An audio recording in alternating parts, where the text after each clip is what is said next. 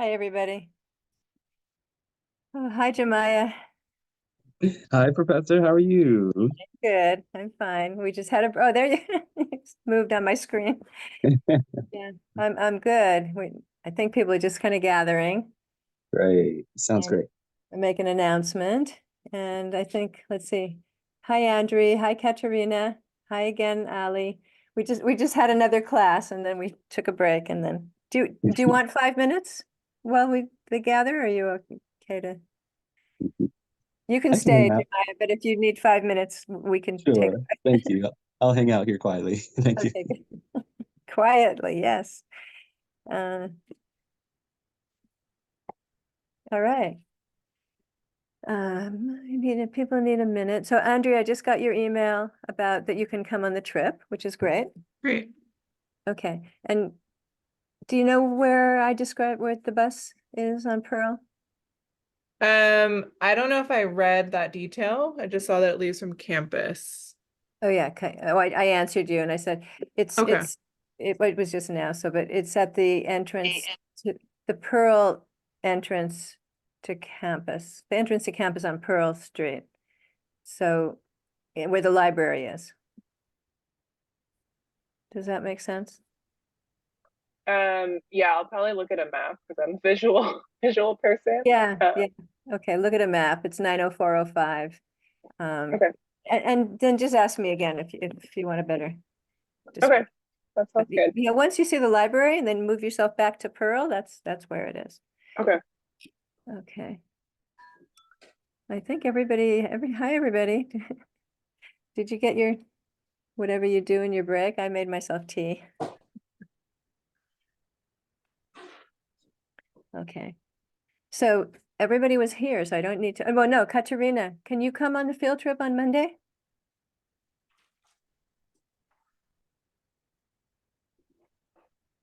Yes, I'm considering that. I think. Could you remind me when it is? Monday at the bus leaves at 9 from the campus. Nine on mon, 18, right? So next Monday. Yeah. I think I'm positively considering that, but 90% that I will join. Okay, so can you think about it and let me know because the numbers are going up and we have a limit. Just we're okay. Limit. I see. Okay. Yeah. Okay. You're okay right now, but let me know, end of today or tomorrow morning, so I know for sure. And also whether or Got not you. you want to Thank you. take the Yes. bus or meet us there. Okay, good. And Sophie's coming, I think. Hi, Sophie. Hi, hello. You're coming on the trip, I think, right? Yes. And yes. you're coming on the bus, I think, right? Yeah. Yeah. Okay, good. All right. So everybody else, we talked at 9:05. So I know. And it's going to be a fun day. If you have a little cash to donate to lunch, that's great. If you don't worry. Yeah, Andrew, you weren't here, so I was telling people and Katerina that Pascal, he goes above and beyond what he's paid for his time, his food preparation, the food itself. So if we can help out just by some discreet, I'll collect it in a hat or something at the end of our picnic. So, all right, so let's welcome Jemiah, and because he's got so much to tell us. And what, anything else real quick before we go into that? Okay, Jemiah. Wonderful, wonderful. I'll put my camera on here. Okay, good. Great. We have 10 folks. Nice to meet everyone. Let's get it just perfect. I have a presentation to show you. And Okay. just a heads up, everyone. My daughter's going to wake up at some point and it's going to get crazy here. So she's the infant of the family and she's the spirited one. So just be ready. That reminds me, I might have to go for a second also, but I'm not Okay. going far, just within the house if possible. We'll keep that in Necessity. mind. I'm going to present from here. So just 1 second here as I get it started. And there will be more people watching. It's just, it's the optional Zoom as usual, but everybody in the class, there's maybe 30, some people will see it and Wonderful. we're And just to looking confirm, forward. can you see the screen now? upside, you're sideways. Okay. Yeah, is the screen right side up though? The screen I don't see. Are you sharing your Okay. screen? Okay, Yeah. I better try to share that one more time here. There we go.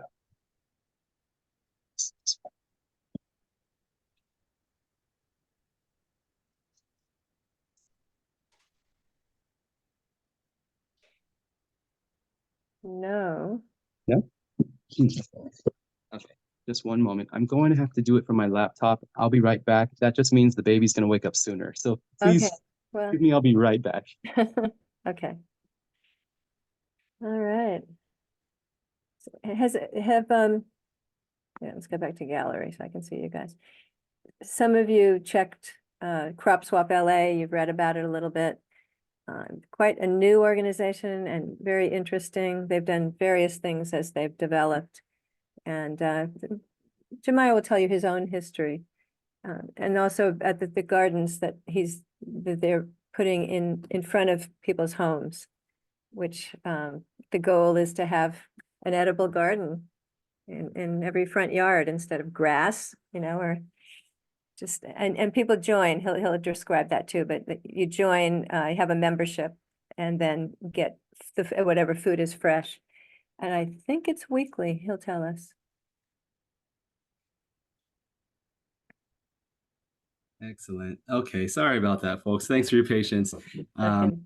Yeah, so my name is Jemiah Hargens. I don't know if you've ever heard of Crop Swap LA, but Crop Swap LA is basically a nonprofit that I started about 2 years ago, but 5 years is when I'm going to start sharing with you this presentation. And basically, it's a nonprofit that grows food on unused spaces. Switch the screen I'm sharing because I look like a novice today. And We won't judge you. I promise. I still got it wrong. Okay, I think I got it right. And then I switched it off. So extra novice. That's all right. So you should see it now. And this was my first garden. This presentation has kind of the sequence of how we got started. And because you're a leadership class, because I know many of you are involved in groups and organizations, I'm going to try to cater the conversation a little bit more around the leadership experience this time on what it took. So I was interested in growing food because I had my first daughter. She's 6 now, and I just wouldn't give her the food that we actually do have around town. Instead, I just threw together this kind of crappy looking garden and saw what would happen. But it had big outcomes, like lots of food that came from it that I didn't need. So I went ahead and went on to nextdoor.com, communicated with some people and invited them over to share the extras that they had. And we called it a crop swap. It was kind of cute, it's kind of fun, Saturday morning crop swaps. But it became way more, like eggs, fruit. We said, what if we go out and pick fruit from trees? What if we find orange trees? It turns out there's a lot more than citrus in LA. There's loquats and grapes. There's guavas and plums growing on people's yards that they can't handle. So it just grew into more each moment I thought about it. And I found this town in Switzerland. This is a cute little city. All it is agriculture and residential. It just seems like heaven to me. And Los Angeles has yards, so why can't we do the same thing here? And so I gave it a shot in 2020. This is a friend's house who agreed to let me try to grow food on his yard. It was big. It's up in Leimert Park area, or they call it View Park. And this is the end result of this first attempt. These are soil socks that we plugged plants into. Basically, what I did from the idea is I went and found a competition, and it was called LA 2050, and basically won second place on the idea of growing food on a front yard. So 50K came my way, used it to buy this stuff and to invest in our community. This is the top-down view. It's got about 200, 400 plants growing or so. It serves 15 families from this location. So you can imagine like this kind of plan, this image up on your screen now, like I had no idea how to do that stuff. And so what it took from me as a leader was to very quickly identify support that I could find, people who could do stuff like this, both for free and paid, including design. So what you're seeing here is a water recycling in-ground reservoir. And luckily, I had a great mentor named Mike Garcia who helps me out with ideas. And this is an idea that he does for his landscaping. So I figured, what if we could do the same thing, but grow food on the top where, the water is sprayed and the extra water comes back into the reservoir and then it can be reused over and over again. Well, we said, let's give it a shot. So we dug a reservoir on both sides of this young man's yard, and we put these containers, I'll go back, into the ground that actually, when it fills up with water, it allows for structure on the top. So you can put a fountain and you can use the top by storing water underground. I got my little volunteers some shirts. And half of these folks I hired now, they work with me. And we plug those seedlings into the soil socks. The irrigation sprays overhead and like rolls back down, so it allows just the right amount of intake from the plant to then grow the food. And it's magnificent. This is one location. This was our first year, so we swap out the soil periodically. This was the best soil in that moment, getting great green crops. So then we put together a membership basically with the food. I launched all this without that plan. I was like, okay, we grew food. Now what do we do with it? And so we put together a membership. Basically, people pay $60 a month now, and they receive a bag every single week. So it allows for regular intake and distribution and a little bit of income from us. But really, it's about hyper-local community connectivity. This is our second microfarm here. It's called LaSalle. We now have 3, so I'll show you all 3. And LaSalle is I just want to highlight this young man here while I have the chance to. This is my youngest on the staff. His name's Ryan. And I'm just excited because we're his first job out of high school, and his high school is across the street from this location. So he graduated from high school, walked across the street, and got a job with me, and is loving it. Other people, this young man is a musician, showing him opportunities here. She's become our top crop planner and does a great job. And then our youngest volunteer has been coming for 4 years now. This young lady's from France. She's on our team. She understands farming. This young man's from the neighborhood. He's all about getting his hands in the soil. And just generally, our team is about serving this community. The food we grow only goes a mile away. So anything we're actually doing is really for the people nearby. There are hardy things in addition to the leafy greens. There's, squashes, okra. We've had tomatoes, hefty lettuces and kales, beautiful chard. And this is just a beginning picture of the second microfarm, LaSalle, of what that yard used to look like. And now here's the after picture, which is just abundant and artistic. The homeowner pays for these installations, just so you know. They can be between 30,000 and maybe 50,000. The one I'll show you for my house was more because we'd gotten some state money. Just by doing the first 2, we got the attention of senators. So that was an important leadership note, that I think you really have to try something first before you're recognized, and then the flood of support comes after that. So being bold enough and courageous enough to put your neck out there when you know it's a good idea is an important leadership trait. This is the homeowner. Her name's Beverly. She's a line dancer and eats well. So she offered her yard to us for free, and she paid for the installation. And then this is my house, just as it was getting installed. It's messy, but I'll zoom in just to show you that these are beds that are floodable and drainable. And over here, this is an A-frame that goes up that actually has food too that grows on it. And it turned out to look pretty much like this.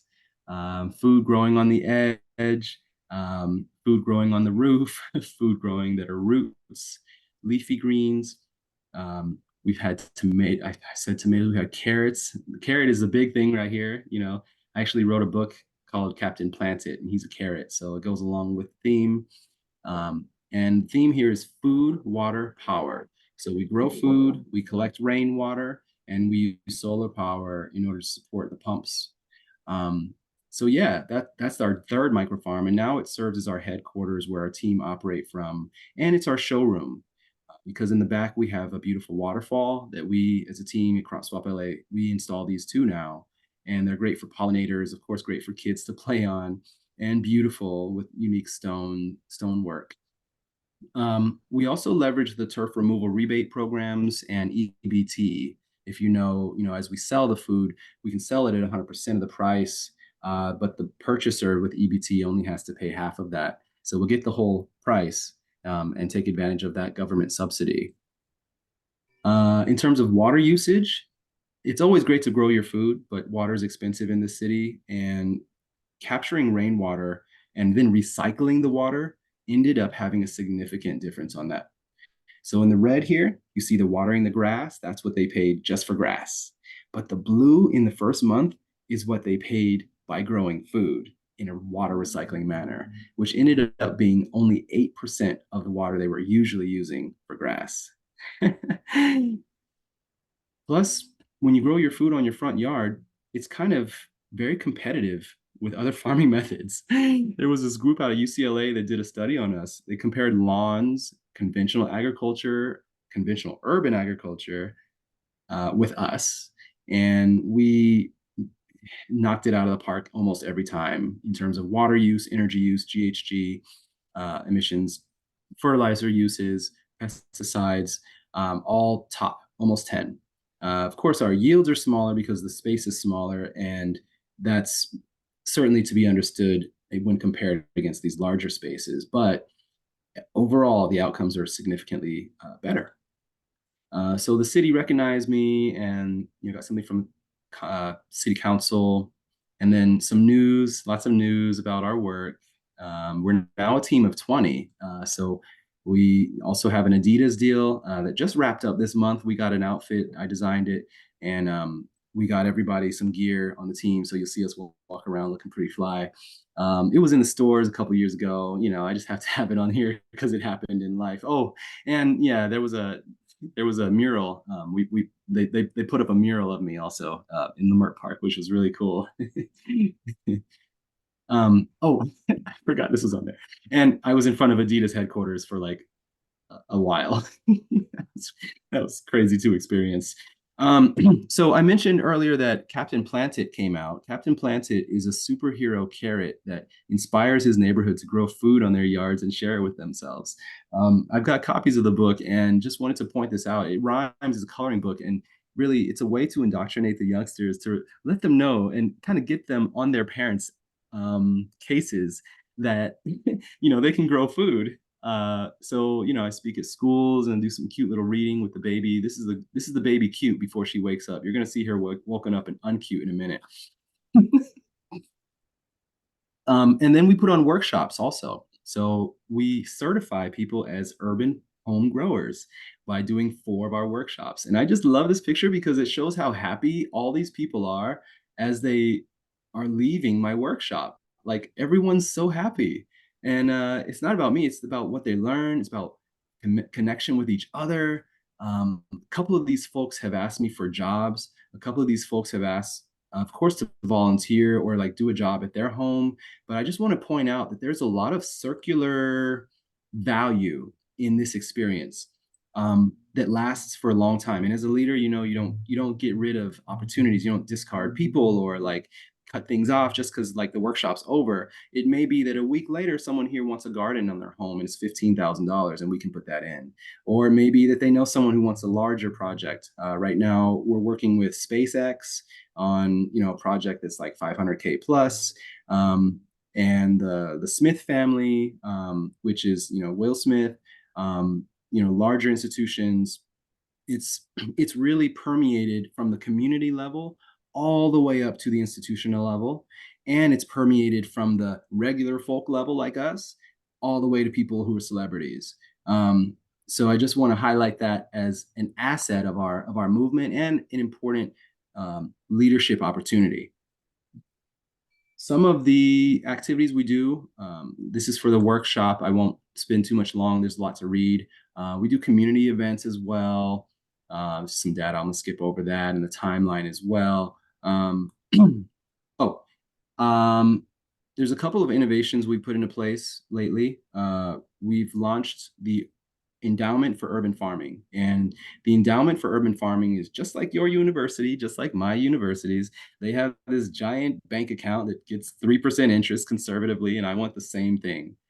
So I'm raising $80 million just so we can sit on it. And the interest should be enough to keep us going forever. Oh, we have $5,000 raised so far for that. So we're on the way. But you know, we're all a committed team. We're really dedicated to this work. The community loves us. Each one on our team has had other opportunities come forward because of this. I'll skip over the endowment part, but you can imagine how that could be a sustainability strategy for the long run. So we don't spend all of our lives fundraising and earning from the projects. I'll skip over the yoga. I'll skip over the movie night.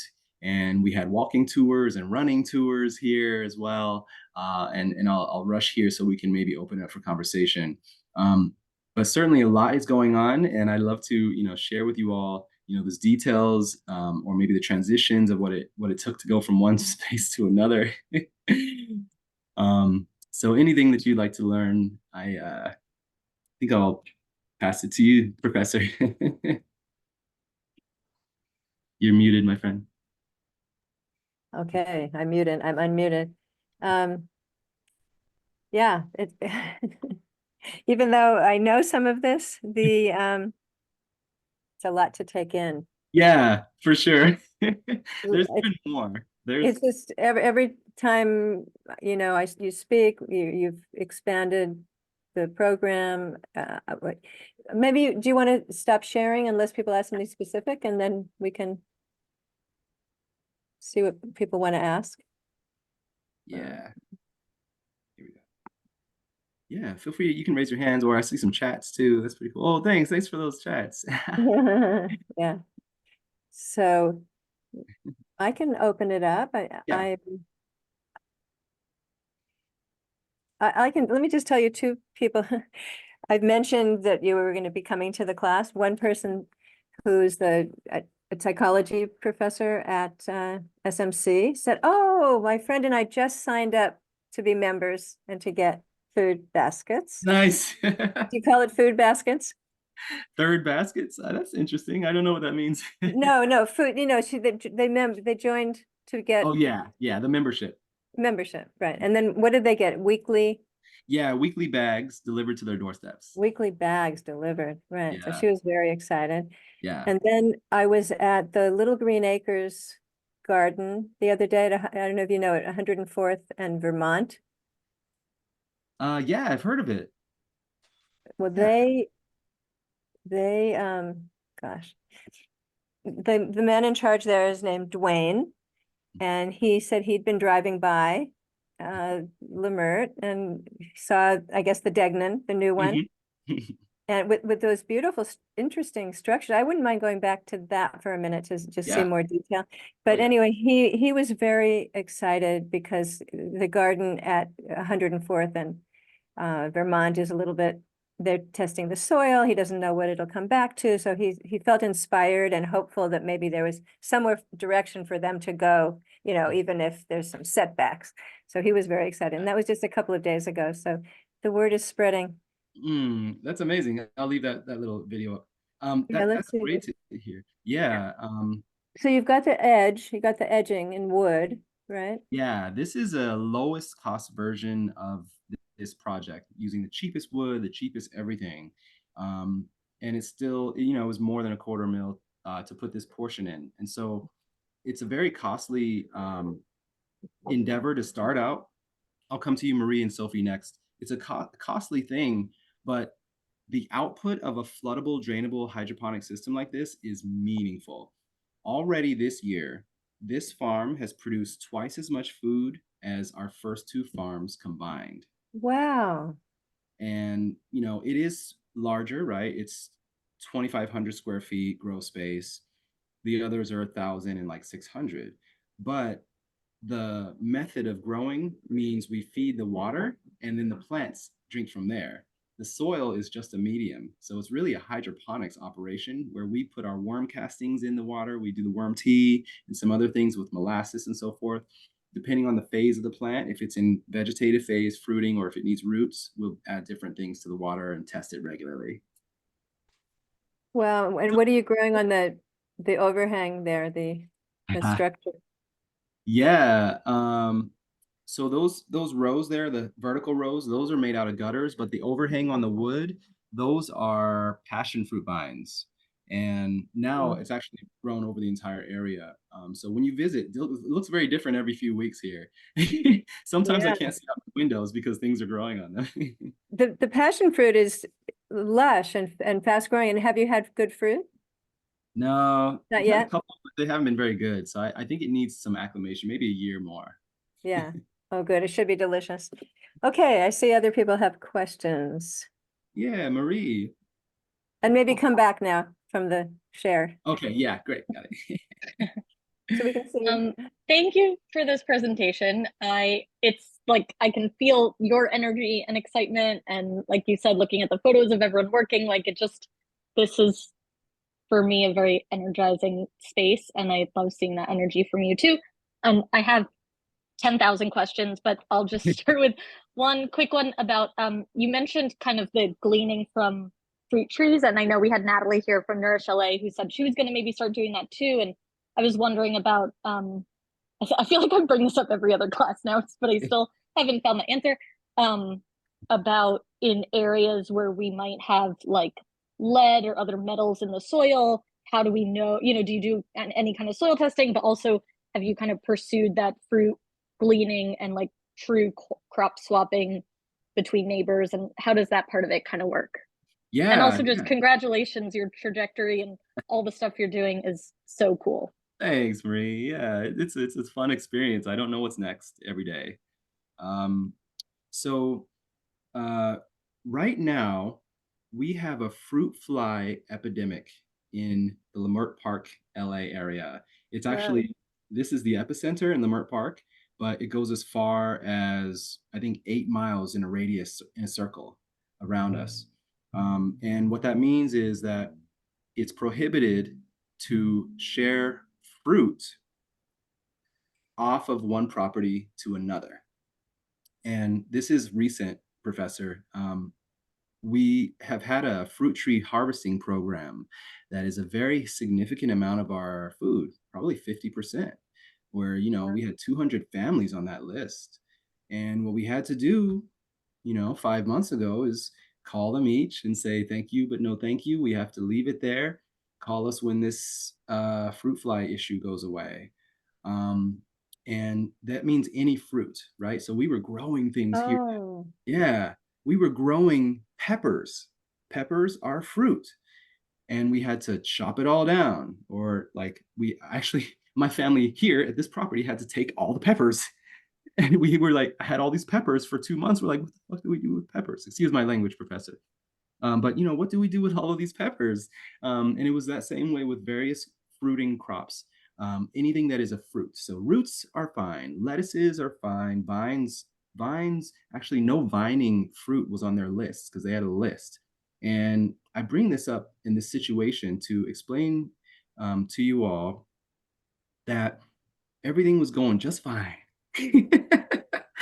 And then the fruit fly issue. So we had to suddenly reorganize our entire nonprofit because I think about a third of our team only worked on the fruit collection. Wow. So now, also the value of our bags decreased by half. So we were like, where's our income coming from? We had to quickly reorganize internally. We had to say, okay, we're specializing in all these cool things that all these people love and need and want here. So let's install things. Let's build things and manage spaces like a school garden. Let's do workshops at a senior center. Let's do everything. Let's do anything. And we'll figure out if we can get to our $2 million mark every year, for our operating budget. You know, I pay my people what they actually need to live in LA. So people earn like 55K or, you know, some 80K or I'm above. And the thing is, it's silly to do anything other than that. And so you just have to figure out the business model to make sure people get paid, make sure they have insurance and can afford a car. Because I'm asking them to like drive across town with some compost in the car. You have to pay them enough to have a car. And so I tell every politician, every foundation, every funder of any type that the true value of food is artificially low in the grocery stores right now. And I want to explain what I mean and why it's tough for me right now to do what I'm doing. The price in the grocery store, you know, $5 cheese, right? Let's use a different example. I apologize. $5 pumpkin. I don't know. But that pumpkin at each stage of its development or its transportation or its marketing or its like preparation for you, it was it was it was cheating someone, right? There's something about American capitalism and passing multiple hands, middlemen, where at each point they got to make their profit, or they have to like cut corners, or abuse a worker, or use a pesticide that's garbage, or like use stickers on your fruit, and that goes into the you know, the environment. And so all of these mitigating things have artificially pushed our price of food down to where it is now at the store. And we go to the store and we say, oh my God, it's so expensive here. What's going on? I got 2 bags of food for $200. But if that price were actually where it should be, where the workers are paid right, where the regenerative agriculture methods were taking the time invested to make happen, that price should be $600 and not $200. And in fact, our bags are about $15. We did the math backwards. It shouldn't be a $15 bag every week. Based on what it really takes, like staff and all this, $400 bag every week. Same price, I mean, same size, same stuff inside. It costs $400 of effort in current US currency exchange rate value and current levels in order for us to have food for ourselves. And that realization for me was like a snap. It's like, okay, we can't make money just off the food. That's not enough. I can't change like the monetary system. And, you know, as inflation worsens or as more dollars are printed, I do understand the monetary system. I studied economics in grad school. And that's why I'm sure selling the food itself isn't going to work.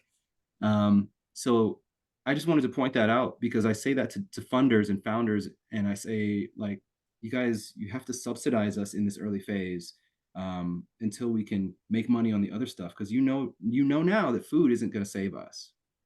So I just wanted to explain that a little bit. Sophie, you have a question? Oh, yeah, okay. Well, first off, I just want to say I live near the farm on Olympiad. Like I live like really close. So I've been like watching it grow like over the past like I don't even know. It seems like it's been growing like forever and it's amazing. Thanks. That's awesome. And I'm sure it's like a case by case basis, but how do you and your group decide like what to plant, like how to plant it? Like, is there a certain process that goes into it? Is there like you working with the homeowners? Like, how does that sort of work? Oh, yeah, it's a great question. So we have 2 arrangements going currently at residential homes. One arrangement is, let us grow as much as we can here, and you keep it all, but you pay us to do that. And they would keep it all. So in that case, we don't care what we plant. We just do what they want as a family. But in another case, we say to the person, you know, we're going to grow everything we can here, but after you take what you want, we want the rest. And so usually like 10% goes to the family and there's like 90% left for us. And so then our team will manage that area and take that food for free, because we can then distribute that in our network. The crop planning in that case is very meticulous. It abides by seasonal rules and regional rules. And then it abides by some cultural norms of kind of staple foods. We want to make sure the staples go. We also think a lot about 2 other factors. Some plants are more pest prone. And so when we go that route, we got to know what we're getting into. And then other plants are are actually repellents. So things like onions, you plant those in between things and it can repel pests. So if you know you have a problematic plant, put some onions in there and it might balance out. Then there's the market. So growing what's valuable. So in our culture, weight is valuable. So if you have a heavy lettuce, it's theorized is better than a light one. Now we know that in the farming world isn't necessarily true. Even the small ones are more potent, in fact. But things like carrots are heavy. So root vegetables of all types, we love growing those because yeah, they take a little longer and we might get like 1 or 2 harvests a year instead of 4 or 6, but it's a heavy, meaningful amount. And also it takes less pests. I think root vegetables are less pest prone. So things like carrots, we don't really need to spray those with neem oil, with organic neem much. They do all right on their own, but if we had something above ground, those often need a lot of attention. We spray organic neem, we spray BT, which is a long chemical word that exists in nature. It's organic too. And then we do a lot of hand picking. Right now we have slugs everywhere. So picking a lot of slugs. Someone today got 50 of them from the farm by you, Sophie. Today, someone was picking 50 of those slugs there. And yeah, integrated pest management. Exactly, Jillian. We have someone on our team who's certified in that and brought that skill set. So yeah, part of my background, just leadership trait is I was a recruiter briefly, 3 years, and that just taught me to like find the right people to match skill set, also to match energy, to match, incentives. And so I've had a couple of, failures with people, but then I've had a lot more success with the people that I choose. So I would say let's say 50 people who've come into my life, either as an employee or a contractor or some way over the last 5 years, say 50 people. I probably only had 1 or 2 that were total misses where I messed up and let them get too close to the cookies or like, took their advice too much face value or whatever the case may have been, and learned my lessons. But the majority of our team is really well fitted for what we're doing. And my daughter, the oldest one, she says, you pick people really well. And it's the biggest compliment, because they go do all the cool stuff. And I get the credit and I get to like design shoes and they're outside, sweating and like pulling things out of the ground. So, but the truth is I want to do that. So anyway, I hope that answers your question.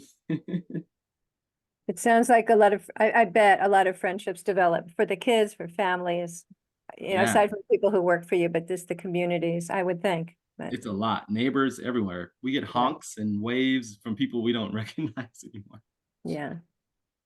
People recognize that it's beneficial. Yeah, that's right. I'm sure other people have questions, but it was struck me about, you said the homeowner pays. Yeah. That's a lot of money for a homeowner, and I know they save Mhm. water, so Yeah. it pays it back at some point, but maybe comment on that. Yeah, definitely. I was actually surprised to learn that landscaping jobs usually cost $15,000 to $30,000. So if you have your front yard turned into desert landscape, that might be like a $20,000 job. So when I learned that, I was okay. Maybe I can sell food that's water recycling for $35,000 because it's better and better. So yeah, it tends to be a stretch for some. But what I'm finding is that some people have the money just kind of sitting and other people want to pull it. Also, there are a lot of incentives. There's a list of incentives we can tell people from. Number 1, donate your yard to us and you get a tax write-off with the IRS for the square footage. Number 2, the water you're using, it's a cost to you, the homeowner, but you can write that off also as a donation to our nonprofit. In the form of water. Another incentive is, I mentioned the turf removal rebate. So between $2 and $4 per square foot, if you do the ground in mulch or some, approved material underneath your grow beds, then you can get a kickback. And it could be like a couple grand or so on that project. And then there's EBT. So I'm pushing our team to enlist entirely EBT members. I want to serve everyone, but I find that the EBT members are a little bit more stable and need it a little more. So, you know, it's not an internal policy, but my people know that I prefer that 50 to 100% of our membership be EBT. And right now I think it's 20%. So we haven't really worked on that. And then also, Professor, when it comes to institutions that want a job done, then we can talk bigger money without blushing. You know, so I mentioned SpaceX, we're sending them a $500,000 bill like tomorrow.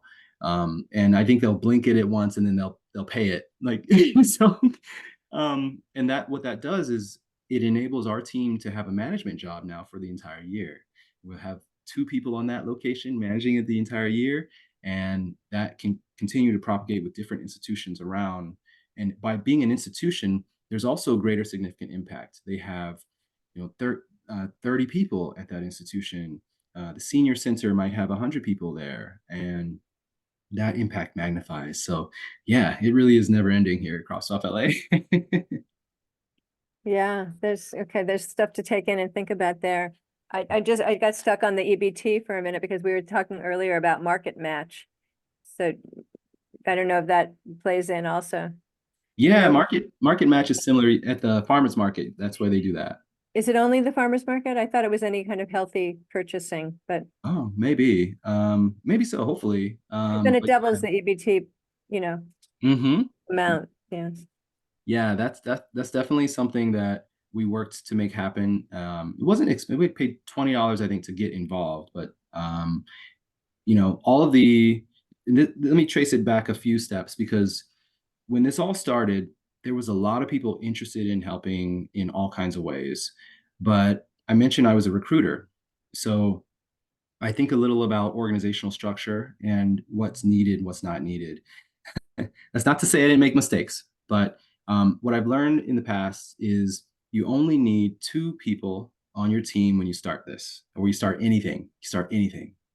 You only need a lawyer who can tell you what you can do and what you can't, and can give you documents and like that kind of legal stuff, have that set up. And then an assistant. An assistant is someone who will schedule calls for you, reach out to people, do research on random things, like send something at the USPS for you when you can't do it. You know, someone who is entrepreneurial in her mindset, that can stay with your own pace. And I say that because I had an assistant earlier who was way faster than my pace. I didn't like it. And I'm a fast guy. I can conceive an idea and like move on it in a few minutes. But she was just like kind of all over the place. She got my wife and me like an anniversary gift, which was really awkward for everyone else on the team because they didn't do it. So like things like that you just want to find that alignment. And when you do find that in your assistant, you can go full stream forward, because your vision is to be operated on by that person within the boundaries that your lawyer set. So you can go as fast as you want and directly in the right direction that you need. But if you get anyone else other than your team in your space, other than a lawyer and assistant, they're going to bring you work, unnecessary distractions, new ideas. Why won't this work? Have you tried this? Hey, did you read this thing I found years ago? Like, God, no, none of that worked. That's why we're here. So, you know, it's trusting yourself and your vision and making sure that, you know, just keep a couple people close, especially with a good idea, and then slowly grow out. Because I've had to restart. I'll let you go in, Marie, just 1 second. But my first team, I had to dissolve. I had 3 others in an LLC. They were bickering, and it was just like very juvenile and unprofessional, like the typical urban gardening experience where you have personalities. But I was like, nah, this is too important. So I dissolved it and, you know, hurt some feelings, but everybody was cool, still cool with one of them. And, you know, now look what's happened. So it's really not about what people think works. It's about what you, the visionary, knows works. So trust yourself. Marie. I can't hear you, my friend. Sorry, that would help. Love the context of the conversation and thinking about the way you're scaling. And I hear this, distributing food within a mile of where you're growing it, very like micro focus on the micro farm. And then also like going to SpaceX, which is which is awesome, and Adidas and all the big stuff. How do you think about kind of the space in between and how you move on to another neighborhood or a statewide initiative or just even LA County? Are you thinking about that, or do you really want to keep focused in your neighborhood and then also maybe outer space and leave the middle ground to other people to figure out? Like, how do you kind of think about that when you're thinking about scale and how you expand? Yeah. You can go to the link in a minute, Marie, that I just put there. Others can go to it now. Basically, as a movement maker, I have to make this experience the most momentous, most impactful, because I only have about 40 years left. And maybe 50. Anyway, I turned 40 soon. And so I'm like conceiving my life a lot. And basically, I have to make this movement big, but I'm only one person. And then these people here being local, being hyper local, are only one person each. The only way to do that is to teach others elsewhere how to do it. I'm going to grab the infant. I'm going to finish that thought. I'll be right back.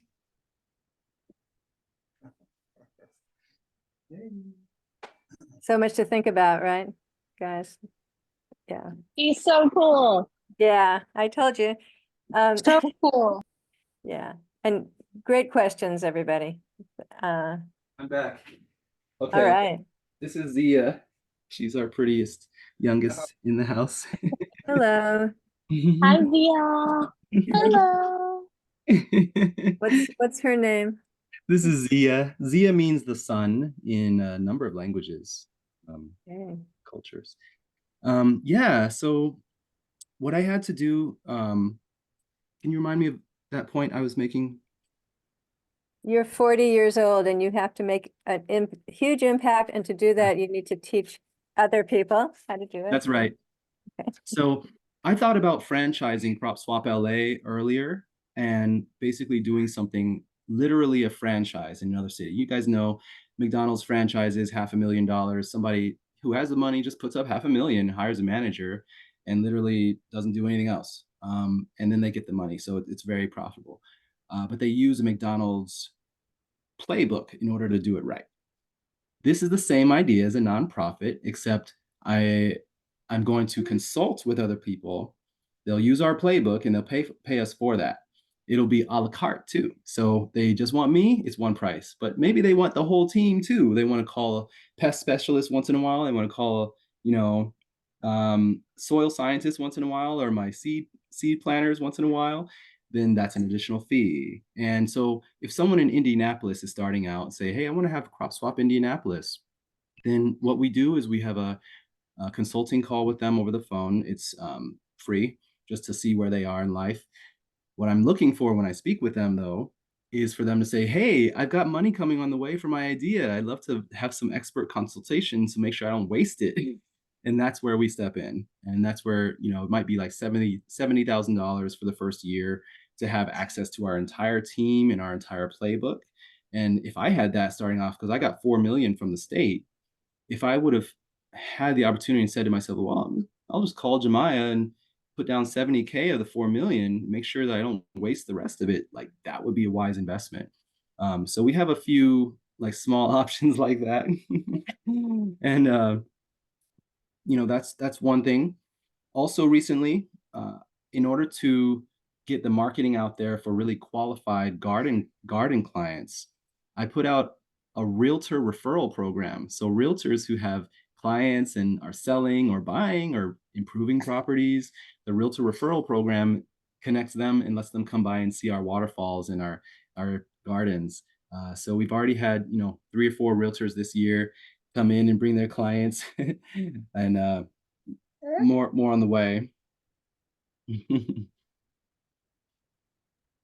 It's entrepreneurial at every stage. It's that creative mind of, especially when you have setbacks like the fruit fly, or the wrong personalities, or the cost of food, all of those things. Yeah. And so, Maria, do you want to ask more about that? Draw Jemaya a little bit more on that, or did you? No, that was a great answer, and that's brilliant. And did you say your team is 20 people? Yeah, we're about 20. There's 12 of us. Well, 12 of us on the ground and 8 that do just the typity type. So yeah, we do all kinds of stuff. And then there's 4 or 5 people on the board now, which needs to expand. I'd like to get 9 people. I'm also launching an advisory fundraising board of 15. I just want to find people who love fundraising and just say, hey, go at it, like 50K each year, something like that. Yeah, I went on TikTok. This might be, my youngest thing I've ever said. I went viral on TikTok. And then the same week I put a different video on Instagram, and that went viral. Not of me, but the thing is, within 2 weeks I had 60,000 new people interested in our movement. And so I said, well, hell, I'm just going to try something. So I put a video up and I said, hey, we want to try to make a rooftop honey and flowers garden. Just want to raise $5,000 for it. Would you guys contribute? And within 2 days, we had over $3,000 of the 5,000. It was ridiculous. And so I'm just like, what is this power? What is this? There's something about this nonprofit and the energy and the staff. They draw this energy. People tell me that I don't know. They say, your staff has good energy. I'm like, wow, okay. They better, or else they're out of here.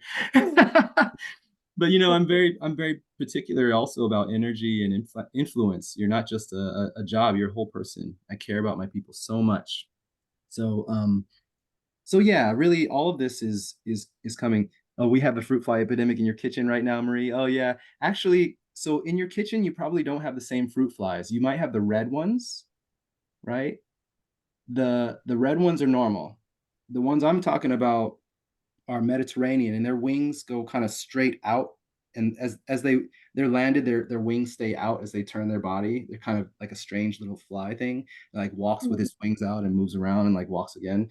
It's really weird. And actually, they said they'd be putting out sterilized male versions to trick the females into mating, and then they'd all die off. I think those sterilized males are the ones who walk around like drones. Yeah. So yeah, it's a very serious situation. But I think what we're doing, we're calling the CDFA, the California Department of Food and Ag, we're calling them every 3 weeks, because as much as partners as they are, they're also adversaries in the sense that they can dictate what's happening, even if I disagree with the solution. Like I totally disagree with the solution of dropping no, I was about to curse really bad, of dropping sterilized males. Like that's a stupid, silly idea, excuse me, but it causes additional problems no one knows. I suggested to CDFA, let our teams keep fruit harvesting. We'll just leave it with the families there, because then it won't be falling on the ground and causing more fruit flies to come. In fact, pay us to do that because we have 200 families and we're the first ones out here. Nope, they weren't hearing it. So now this issue has continued, and I believe it'll continue until September, which completely misses the citrus season and causes our people to be less healthy for the next winter and sixth season. So I just wanted to highlight that. I don't want to say it's a government conspiracy. I know that the medflies have come out here in LA before. It is still a Mediterranean latitude where we live, but they come and go for some reason, and that's the part that's mysterious to me. And the fact that this is the epicenter at Leimert Park, where my house is. This is the epicenter. What? Like, how'd that happen?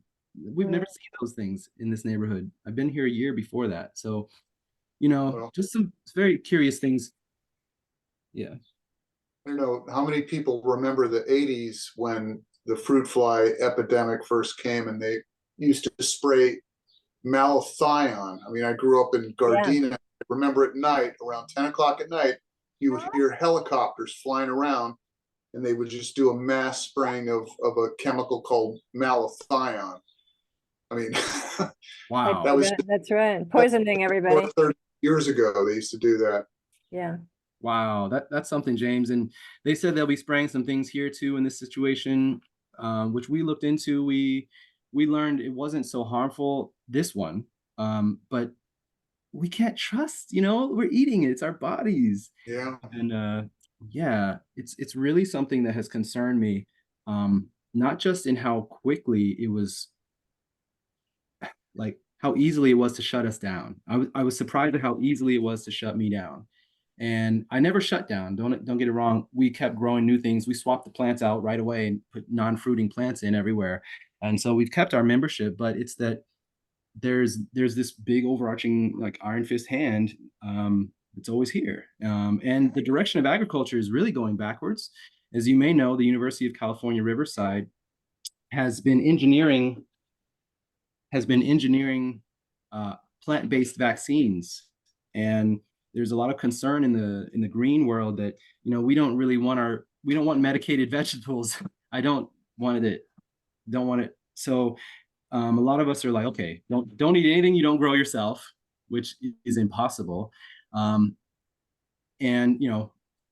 it's just bizarre. It's bizarre being a leader where I literally have a budget, I have a timeline, a lot of pressures from family, but community constantly to perform and keep going what's happening. Yet the government is so powerful and the US dollar is so weak right now, that I'm really concerned that that there's going to have to be some changes at Crop Swap.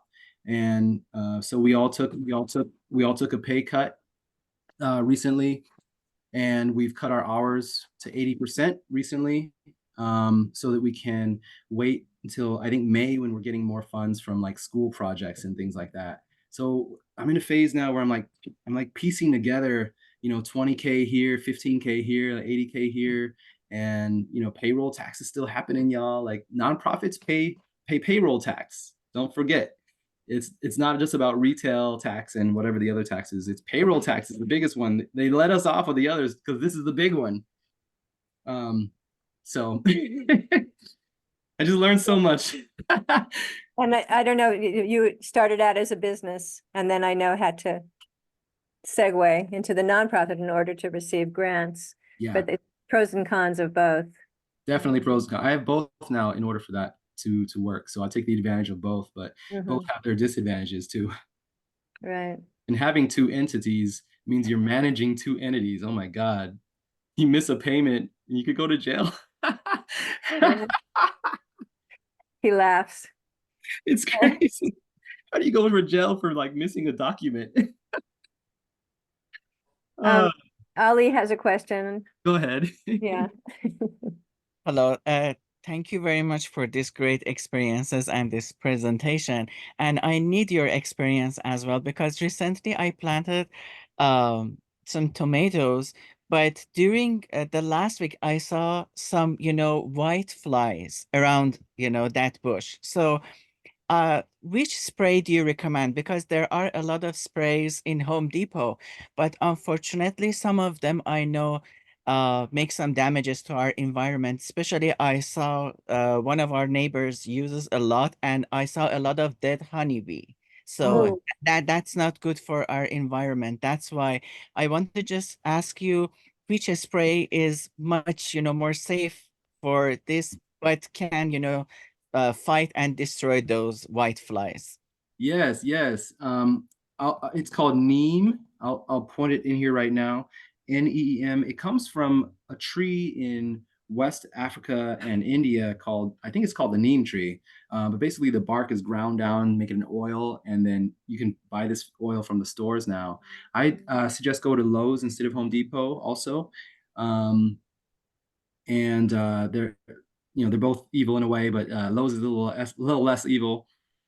Also BT, I'll put the two letters here. It's a longer chemical. You can buy both of those from Lowe's, I think.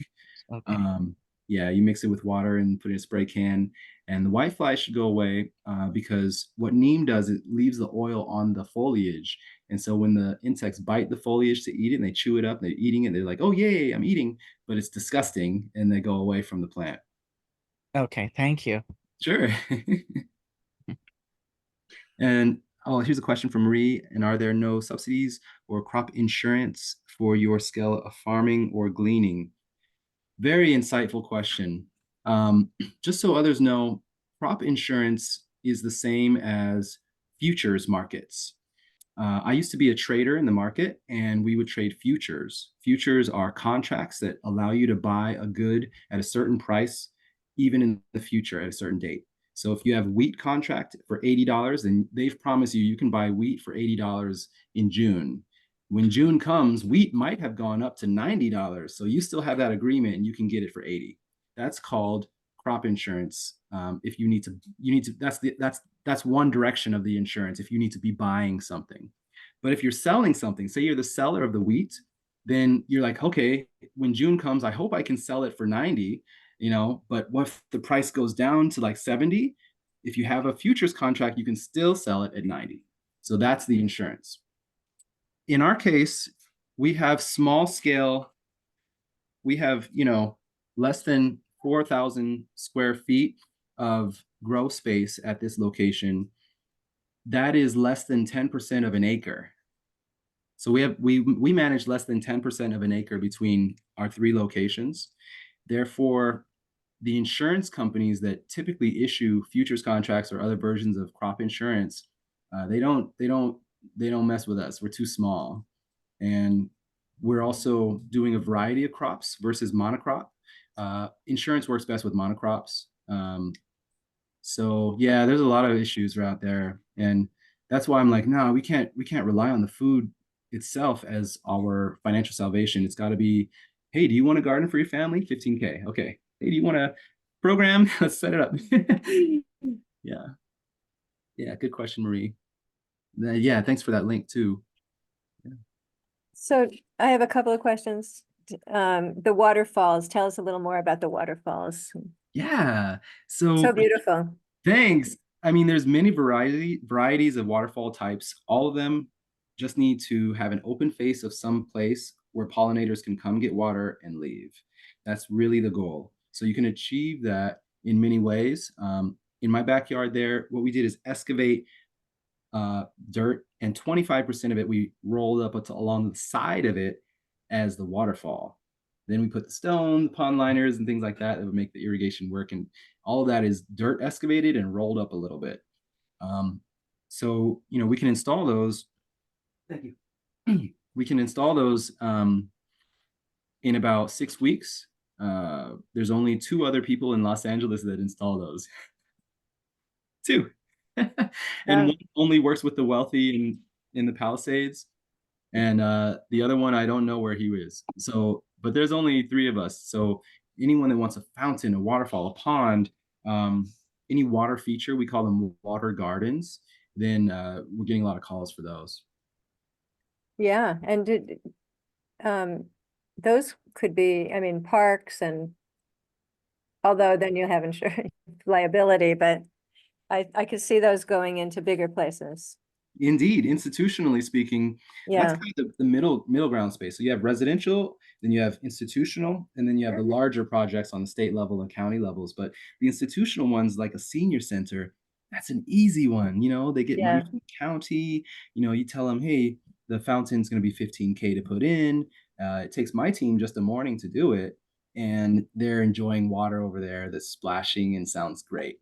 So I love what we do with the water. And reservoirs are also variety of sizes are possible. So depending on the goal, if it's to save water, you can do what we did in the back for 5,000 gallons. But if your goal is to, save the foundation of your home, then you can put some gutters on. She's gesticulating with me. You can put some gutters on your house and it pushes the water underground. You store it underground, right, Zia?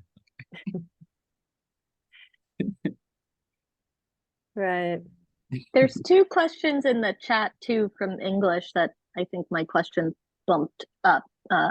What's your favorite thing to grow? And do you have any partnerships with elementary school gardens where you implement your playbook, I guess? Yeah. So a few schools, Audubon, Crete Academy, soon Dorsey Dorsey High School. We're going to put something in there. We got a USDA grant for that. And Luskin was going to work with us, but they changed their mind. But there's a lot of school interest. And what we do is we include the book. The book I have to sell from my LLC to make sure there's no conflicts of interest. But I always include that in the quotes. You know, it comes from 2 different quote systems. And the book has been pretty successful. The second version is in Spanish, and I was going to sell it in the fall, but got busy. So I think next fall I'll sell the second in Spanish. And then the third version of Captain Planted is going to be all adult. So our kids can't see that one. Okay. You're gonna have readings at the senior Yeah. centers, I've right? had a couple, yeah. But for that last one, I don't know if we'll have readings. Right. Because What is there's a lot Captain of- Planted's favorite thing to plant? And what's your favorite thing to plant? Captain Planted loves to plant carrots. He's a carrot. His seeds are carrots. Grow the family. That's why it was impossible to not go sexual with the third version, because it's like there's all this sex in the garden. Right.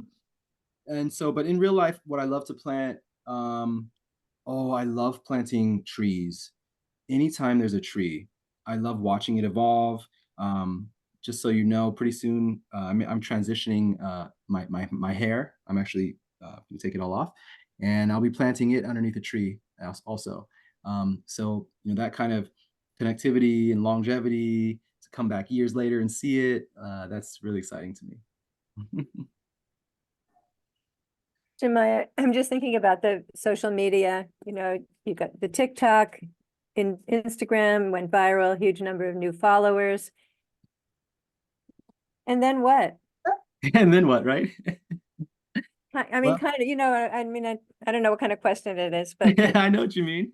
I think Yeah. I know what you mean.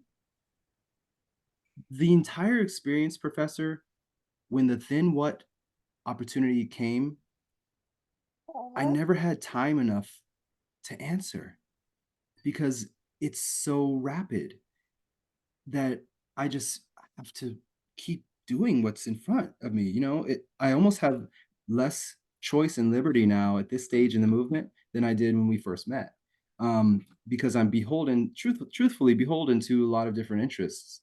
And there's been a lot of different investments in our body. So, you know, finding my own path in it might have to be my path out of it, frankly, you know, because my reputation is almost all this. But I do have legit concerns about raising a family in this country.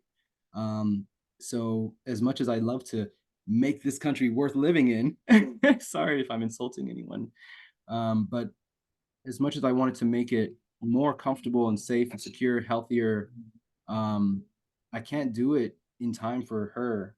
You know, she's already here, and the other kid's already here.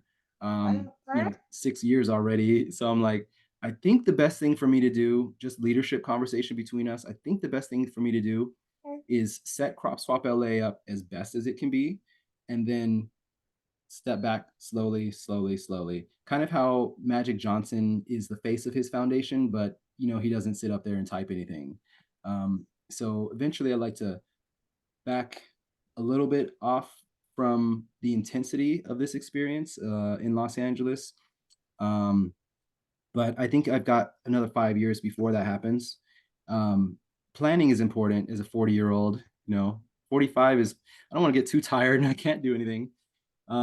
So just knowing that I don't want to die on my sword, which is like, I don't know if that's the right phrase, but I see a lot of like revolutionary suicide. Do you know that term from the Black Panthers? Is to say, if you're really about something, it's really a revolution, then your whole life can be about it, and your death too. And so I recognize that, but I just want to live a happier life in LA. It's very crazy here. Like traffic ain't no fun, and like there's powder on my car from the helicopter spraying stuff. It's not cool. Nah. So I'm very hyper aware of these things with kids. And I just wanted to share that bit because a lot of times leaders are viewed as like a permanent fixture of a movement. But their own lives, they got like all kinds of normal stuff in their lives, like aging parents and stuff like that. And at some point you can't just give it all to the world, you know. Eventually you have to pull a little bit back for yourself. Yeah, for yourself, for your family. Mm-hmm. And I mean, what you're doing is creating quality of life for people, but, oh, sorry. You're creating quality of life, but you can't detract from your own quality of life or for too long. Right. And it's interesting. I think that's Yeah. a common leader trajectory and Yeah. exhaustion. I don't know if you have other places that you think could be ideal. That's one of our problems these days because where is, but maybe you have ideas of where you Oh could yeah. really be. I think crop swap, like crop swap LA version of how we do things here would be perfect for a mid-sized city. Uh-huh. Yeah, Yeah, mid-sized. There's always going to that's be people to interesting. sell to, but like doing it in LA, it's kind of like how they say if you can make it in New York, you can make it anywhere. And yeah, I live there. I made it, but I'm not proud of it. But in LA, yeah, if we can grow food here in a desert, that's an expensive city. Yes, Mama. Yeah, it's just as expensive as New York. Then, you can probably grow food in Milwaukee. Well, not to say somewhere warmer, Santa Fe, or, Denver for most of the year. And that to me is the greatest success of our movement, is to say, look, we did this in LA. We did this in LA with like in the South Side, in the hood. They said this was the hood. I kind of like it here, but they say it's the hood, So if we can do it here, then in Phoenix it can happen. San Diego it can happen. Dallas it can happen. And in fact, 10 of you in Dallas can do it. But Dallas is huge. So anyway, you kind of get the point that mid-sized city is really what I would suggest is best. That's interesting. Yeah. It's also the dynamic of your life that you don't necessarily want to be in something forever. I was mentioning somebody today who started a renewal mill, which is one of the upcycling ingredients. She's a very young founder of a very big business. And she's stepped aside now and she said, I'm still on the board, but I'm looking for my next full-time gig. And that was so interesting at that point, at some point you can do that. Yeah, for sure. I look forward to that just because the pace of it all. Like I love to just step back and just write a book. I want to write a book again, or just do speeches or really just fundraise. I could just do that and enjoy that. Yeah. How it's going. And I've never been to Detroit, Marie. I've been there, but not for farming reasons. It was a long time ago. And yeah, I heard it's crazy up there because of all the abandoned properties. So yeah, it's another issue that LA can't take advantage of. Our properties are the opposite. They're, sought after. And if you see an unused lot here in LA, it's very likely that the owner is waiting for a developer to buy it from him. Slight tax incentive, but it hasn't really taken For off. $1 million. Yeah, exactly. Yeah, $1 million lots. Sorry. And Because I'm just running down for a second, but carry on. Yeah, and there's this thing called the urban agriculture incentive zone that was intended back in like 2011. It was intended to make an incentive for empty lot owners to let someone like me come in and farm on it. I think they got a tax break on the land, and they by giving me 3 years, they would get a tax break. But number one, that's never happened. Oh, sorry. It's only happened 4 times since the program opened, and it's been 10 so years, 15 years. It's only happened 4 times. And each time I tried to do it, the owner was always like, nah, man, I'm waiting on a developer. I'm gonna make millions off of this. I can't promise you 3 years of farming on here if I need to sell it next year. So that program was a bust for that simple incentive misalignment. But yeah, there could be other things. In Los Angeles, the rooftops are a big opportunity. At this stage in my development, I now know how to do rooftop water recycling, where you put the tank and everything on the ground downstairs, but you run it upstairs with a pump. And so you water recycle and it all rolls back down to the ground. But that keeps the roof really light. So you don't have to. What'd you eat? Open up. Okay. I think that was just an old raisin, so I think she'll be okay. Anyway, that's part of parenthood, just trusting the universe. Yeah, so rooftops are our next frontier. In New York City, you might know that a lot of rooftop gardening is happening. They do have incentives and subsidies of some type there to make it happen. It hasn't happened here yet, but the opportunities are here. Like we have a storage center. Their rooftop is huge. They've offered it to us. I just want to have like 10 beehives and have honey for the rest of my life. And yeah. Go ahead, Marie. I asked no, sorry. Other people should ask questions if they want to. Otherwise, I can keep going all day. I would love while you're here to just know kind of what other programs of your scale and size. We've met a few folks during the course of this course, but what other organizations or food groups do you think are doing a really good job in LA or outside of the city? Who do you look up to? Oh, this one. Alma Backyard Farms. Alma is run by a young couple in Compton, I think. They got an arrangement with a church that had some space, and then they just grew on it beautifully. They have a team. They have a whole nonprofit, I'm sure. And every 2 weeks, they have an open house for sales for the food. So it's just a beautiful place. Please go by there, see it in person. Also, Compost LA. They've been a longtime partner. Also, Circa Cultivation. These fellas make seedlings expertly, and you can get anything in order and have it delivered to your house. And then there's Enviroscape LA, which is run by my mentor, Mike Garcia. They put in all kinds of ponds and water features. And so they understand a lot of cool things, like expert irrigation specialists. So what's great is because of the nature of the variety of all these vendors and the variety of the work it takes to deliver to our members, we are learning the trades of each of these vendors. So we're learning the trades of composting. We have our own worm composting station now here at the house. Circa Cultivation and seedlings. We're kind of testing out seedlings. Seedlings are hard to do when you're not a pro and you don't have the space made for it. So we're seeing how we can do that.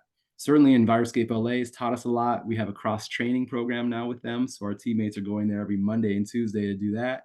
And then Alma Backyard Farms taught us how to market a garden in a way. So every space is worth a value. And it's not as simple as like, square foot gardening, because some plants, now that we have a water recycling hydroponic system, you can plant them closer than that. So the volume is significantly higher. But yeah, those are 4 I would definitely keep close. Have you thought about moving into mushrooms in basements? Yeah, I don't know. I've heard so much about mushrooms recently. Yeah, it's amazing. I have thought of it. I haven't taken the steps though. So I will keep an eye out for the next opportunity. But yeah, mushrooms are definitely down our road soon.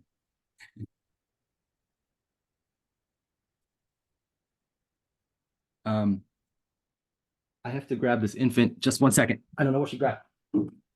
Hey.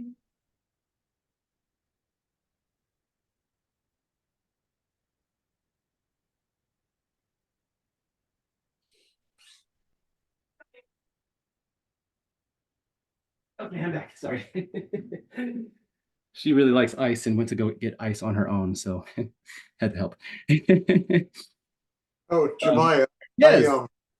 I'm fascinated by your soil sock system, and yeah, I know without taking up too much of your time, you could probably talk for hours about it. But how long did it take you to develop that, and what are the well, you kind of explained what the advantages were over using traditional methods like raised beds or even in-ground planting. Oh, there are many more though. For But, instance, yeah, those soil socks can serve as mulch also. So, they're socks, but you plug holes into them. All the covered space is mulch and it keeps the other bugs out. So that's nice. And keeps the sun from drying out the soil as much. And then the other advantage is it's very drainable. So as it rains or is irrigated, it doesn't become anaerobic and keep the water in there. And they're mobile. So James, if you plant your soil sock over there and you decide you want it over here, you can pick it up and move it. Wow. Yeah, and you can do it for any size. So you could choose, and most people wouldn't do this because I've done this. It was no fun to have like a long soil sock down the row. It took a long time to do that. I would rather suggest shorter versions or just a personal circular soil sock. You know, you can do that too. I bought those from Garden Socks, and they manufacture them somewhere in California, but they're made of polypropylene. They're made from recycled polypropylene.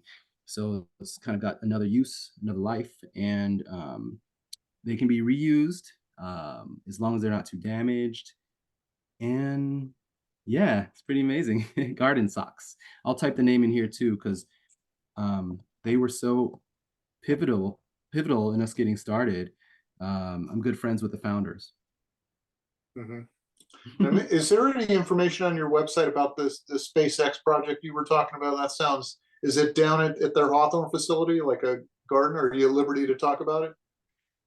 Yes, captainplanted.shop is the website if you want to try to buy the book and have it sent to your house. Thank you for asking. And yeah, there's nothing public yet about that project. Kind of I mentioned a couple things here that aren't yet public. The Will Smith project also. I just thought it'd be interesting for you guys to hear the inside, like, oh my goodness, you met Will Smith, or like, I've been to SpaceX. That was crazy. You know, so the SpaceX project though is going to be a combination of raised beds and desert landscaping that they wanted. I was kind of like, why, you can't eat that? You can't eat it. But they were like, we want it. So it'll be half food, half non-food. We'll also include a fountain. And if you've never been to SpaceX, it's a very interesting place. First of all, you do have to like sign something to say you won't talk about it. So I won't tell you anything delicate I saw, you know. But it's just a very intense place. It feels industrial. Feels like there's like gas tanks and trucks everywhere, and yet you see some people walking who are like business attire. So it's a very interesting space. And yeah, it's just a plot in the back of their whole facility. The whole facility has one little green space as a refuge for anyone that wanted that, and the rest is concrete. So yeah, hopefully we'll make someone's life happy that works there. That's great. Yeah, prickly pears. Those grow. They're a little slow. But yeah, there's some desert landscape foods. In fact, the edible natives are my favorite lists of things because they both get pollinators and they get us. I'm looking through the chat. I'm sorry I had to go for a minute. No problem. I see Alma Backyard. Yeah. You know them? Fabulous. Yeah. Yeah. And I don't know Circa Cultivation. Yeah, they make seedlings. They're the best at that in all the town. There needs to be more than one of them. And then Enviroscape LA, they do landscaping and like water features and lighting. And then Garden Socks is where you can get those black. Oh, that's right, socks. right. Yeah. And we had a talk from a man who does, he called Tiana. He does compost tea all over the city, like for 200 nice. gardens. Oh. But yeah, and Root Down LA, there's so many. I know. Yeah, Root Down LA is great. Yeah, they're great. Oh, okay. And the book. Okay. Yeah. There's a fabulous film about Detroit, the farms. I can't remember what it's called right now, but when that movement first started. Okay. I think we have to let you go, right? I guess so. You know, she's gonna get crazy soon. Yeah, but she was good. She was really great. Thank you so much, Jemiah. Thank don't you. know That what was to great. say. Every time it's fabulous and interesting. I'm so glad I Okay, have bye, the chance. Zia.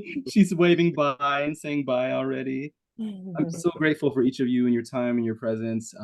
If you feel inclined to stay involved and connected to our movement, please do on Instagram or TikTok or our website, cropswapla.org. Yeah. Sure. Yeah, you can get in touch with me there. Okay, and Jemiah, one day you'll come to the campus. We'll work that out so we can really be in person for a change. I love that. Okay. All right. Thanks again. Talk to you soon. Talk to you Right. soon. Nice to meet everyone Thanks, else. I'll let you continue Yeah. your class. Take care. Thank you. Right. Bye. You're welcome. Thank you too. Okay. So you guys, what's the film? We have to find that because that was my first inspiration. It was maybe 10 years ago. A wonderful film about Detroit.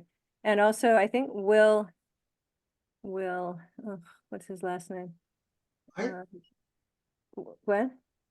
Anybody I know? remember reading articles about the Detroit area, how originally before the city was built, it was like prime area for plum trees and other fruit trees. And so now, they've been rehabilitating a lot of those areas, and there is a lot of soil remediation because of the industrial footprint from the auto industry. But when they are able to plant, mainly plums, I believe, from this documentary, this article, it's like the ideal temperature and soil and growing conditions. They do really well there.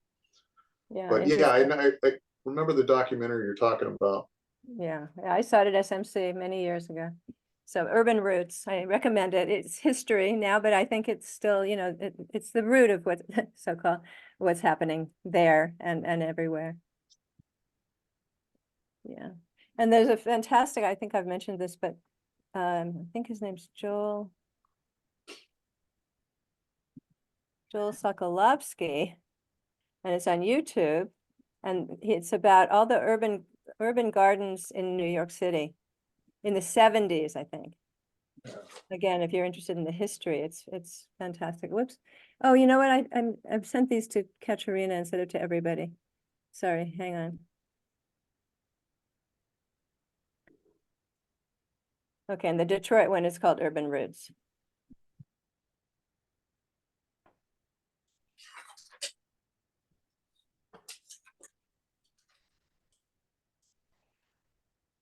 I don't know I can't remember what the urban gardens of New York City is called, but you can find it. He's an anthropologist.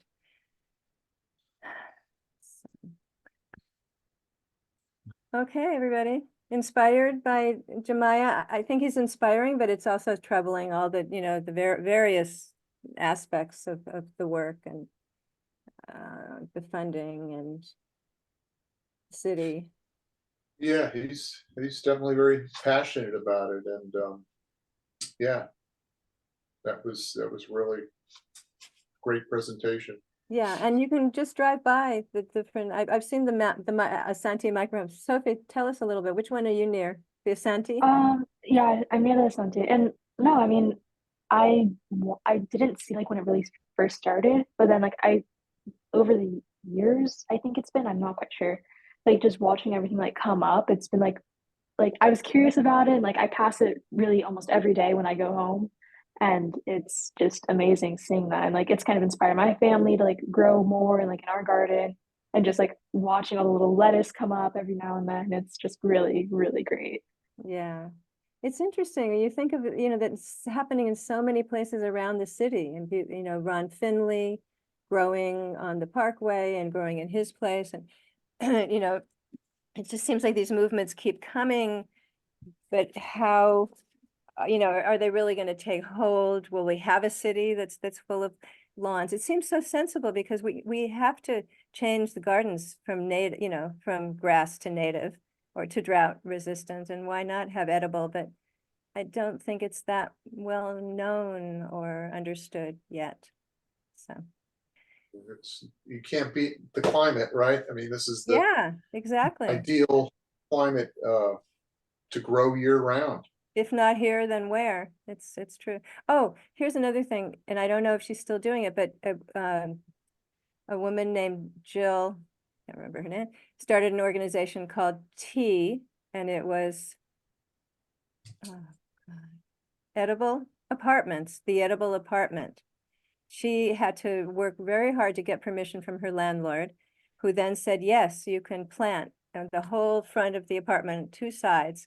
So you got a table, it was just on the street, painted it up with a bench because sociability, the community always comes with the garden. And they started planting, and they had a gorgeous garden. She's already a gardener, and people would come and they would share. That was very down home. It wasn't on the scale of what Jemiah's doing, but it was a lush garden, and I wonder if it's still there. But her organization was called TEA, the Edible Apartment. So, all right, shall I let you go? We should go. I'll see everybody on, I don't mind if you have a few more things to say, but see everybody on Monday. Righty, sounds good. Yeah, it'll be fun. Okay. Bye, everybody. Bye-bye. Bye. Bye.